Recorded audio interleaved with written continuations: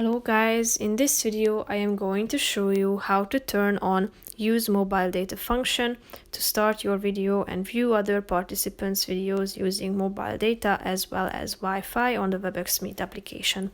But first I just want to mention, don't forget to subscribe to my channel because at 10,000 subscribers I am going to show you my whole YouTube revenue statistics and growth strategy, how to make money online. So let's jump into it.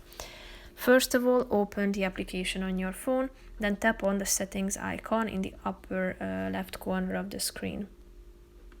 Click on audio and video, scroll down till you find the video section and tap on use mobile data.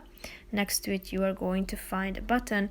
By tapping on it you will be able to turn on this option to start your video and view other participant videos using mobile data as well as Wi-Fi. So that's pretty much it for this video. I hope you found it helpful. If you did, consider subscribing and see you in the next video. Bye bye.